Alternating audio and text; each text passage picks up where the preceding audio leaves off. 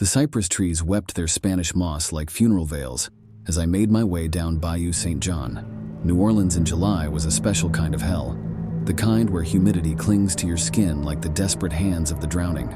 I hadn't meant to venture this far from the French Quarter, but something pulled me forward, an invisible thread tugging at my consciousness.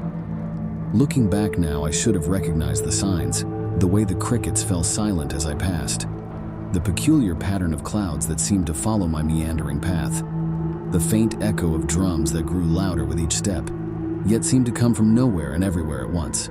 I'd come to New Orleans to research local folklore for my dissertation. As a cultural anthropologist, I'd studied voodoo practices academically, but nothing could have prepared me for what awaited in that dimly lit shack on the edges of the swamp. The locals had warned me about Mambo Celestine. They spoke her name in whispers, crossing themselves, even though most were Baptist, not Catholic. "She ain't right," they'd say. "She's got one foot in this world and one in the next." The shack appeared like a mirage through the heavy air, its weathered boards the color of old bones. Wind chimes made from chicken feet and cattle bones clicked against each other in a breeze I couldn't feel. Red brick dust lined the doorway, a warning or a welcome, I wasn't sure which. Before I could knock, the door creaked open. "I've been expecting you, child." The voice was honey over gravel, warm but with something sharp beneath. Mambo Celestine stood in the doorway, her dark skin smooth despite her apparent age, her white dress pristine despite the mud surrounding her home. Her eyes, though, her eyes were the color of burnt sugar, and they seemed to look straight through me.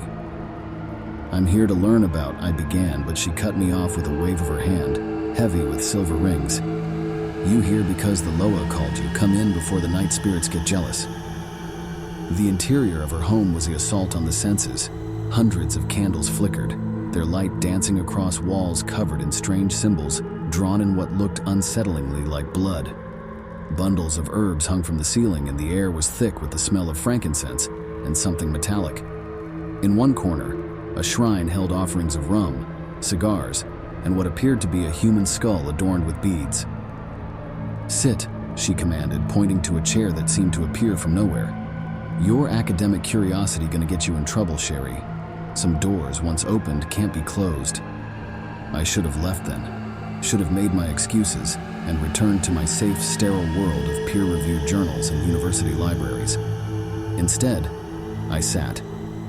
Mambo Celestine began to sway, her white dress swishing like wings. The drums I'd heard earlier grew louder, though I saw no drummers. She spoke in rapid Creole, her words forming patterns in the air that seemed to glow briefly before fading. The candles flickered in time with her movements, and the temperature in the room dropped suddenly. "The spirits, they hungry tonight," she said, her voice different now, deeper, older somehow. "They want to taste you." Before I could respond, she grabbed my wrist. Her touch was like ice, and where her fingers met my skin, black lines began to appear, spreading like ink in water. I tried to pull away, but my body wouldn't respond. The room began to spin, and the wall seemed to breathe. "You wanted to know about voodoo?" She laughed, but it wasn't her laugh anymore. The sound came from everywhere at once, and it held no mirth. "Now you gonna live it." What followed is difficult to describe, not because I don't remember, but because human language lacks the vocabulary for such horror. I saw things that shouldn't exist in our reality. Spirits of the dead danced around me, their flesh rotting but their eyes alive with malevolent intelligence. They whispered secrets that no living person should know, prophecies that made me want to tear out my own eyes to unsee the futures they showed me. Mambo Celestine began to change. Her skin rippled like water, and underneath I could see something else, something ancient and terrible. She spoke in voices that weren't her own, languages that predated civilization. The black lines on my wrist had spread up my arm, and with each passing moment, I could feel something inside me changing, being rewritten. "The Loa want to ride you," she said, her voice now a chorus of dozens. "They hungry for a new horse." I tried to scream, but no sound came out. The room tilted sideways, and reality began to fold in on itself. I saw my own body from above, saw the spirits circling it like vultures. Mambo Celestine's true form was revealed to me then, a being of smoke and bone, ancient as the earth itself, wearing human flesh like a costume. "We mark what's ours," the voices said through her mouth. "You belong to the darkness now."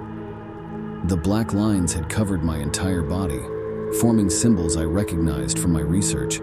Veve, but twisted and wrong, patterns that hurt the eyes to look at. I felt something break inside me, some fundamental barrier between the world I knew and something else, something older and hungrier. When I awoke, I was lying in the mud outside my hotel in the French Quarter. The sun was rising, and tourists were already beginning to fill the streets. I might have convinced myself it was all a dream, except for the black markings that still covered my skin. Not ink or tattoos, but something that seemed to move when I wasn't looking directly at it. I fled New Orleans that day, but distance provided no escape. The marks remained, and with them came changes. I began to see things others couldn't. Spirits walking among the living, doors opening to places that shouldn't exist. I heard voices in languages that had died millennia ago, and sometimes in mirrors, I caught glimpses of something else wearing my face. I tried to return to my academic life, but how could I lecture about cultural beliefs in the supernatural when I knew, not believed, but knew the truth? How could I grade papers when the words sometimes rearranged themselves into prophecies that left me sleepless for days? The worst part? Sometimes late at night I feel the urge to go back. The marks on my skin burn with a cold fire, and I hear drums in the distance. Mambo Celestine's voice whispers in my dreams, telling me that I can't escape what I've become, that the Loa have chosen me and sooner or later I'll answer their call. I write this now as a warning. The old ways aren't dead, they were never dead. They're just waiting, patient as the grave, for curious souls who venture too far from the safety of their rational world. The darkness is hungry, and it knows your name. And sometimes when I look in the mirror now, I see Mambo Celestine standing behind me, smiling. Her eyes are still the color of burnt sugar, but now mine are too. The marks are spreading again as I write this. I can feel them moving under my skin, rewriting me from the inside out. The drums are getting louder and New Orleans is calling. I think this time I have to answer. If you're reading this, pray you never catch the attention of the Loa. Pray they never hunger for your soul. Pray you never meet Mambo Celestine in her shack by the bayou. But most of all, pray that if you see someone with black marks crawling beneath their skin and eyes the color of burnt sugar, you run. Run as fast and as far as you can, because we're hungry too.